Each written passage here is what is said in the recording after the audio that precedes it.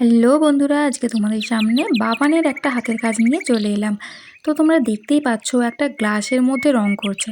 তো জিনিসটা কি বানাচ্ছে সেটা দেখতে হলে কিন্তু পুরো ভিডিওটা স্কিপ না করে দেখতে হবে। তো ওদের স্কুলে সরস্বতী পুজোর জন্য প্রদর্শনী হবে, তো সেই জন্য প্রদর্শনীতে দেওয়ার জন্য প্লাস ওদের এটা পরীক্ষার মতনও হচ্ছে পরীক্ষা, তো সেই জন্য দেখো বসে বসে টুকটুক করে রং করেই যাচ্ছে। আর যেহেতু পরীক্ষা তো ওকে তো করতেই হবে। আর একদম যে আমি হাত দিইনি তাও না, আমিও একটু একটু ওকে হেল্প করেছি, না হলে বাচ্চা মানুষ পুরোটা তো ঠিকঠাকভাবে করতে পারবে না। তো সেই জন্য তো এখন দেখো সমস্ত কিছু রং করে আর আঠা লাগিয়ে সব শুকনো করতে দিয়েছে রোদের মধ্যে। এটা হচ্ছে ট্রে, ওর মধ্যে জিনিসটা রাখা হবে। আর এদিকে সব শুকনো করতে দিয়ে ও দেখো করছে, দেখো ও ঘুড়ি নিয়ে পড়ে আছে, মানে ঘুড়ি ওড়াতে পারুক আর নাই পারুক, ঘুড়ি আমি উড়িয়েই ছাড়বো।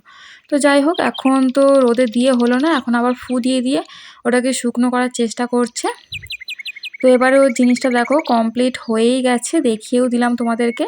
তো তোমরা বুঝতে পেরে গেছো এরা ডাস্টবিন বানিয়েছে। তো জিনিসটা কেমন দেখতে হয়েছে একটু কমেন্ট করে জানিও, ভালো লাগলে লাইক শেয়ার করে দিও।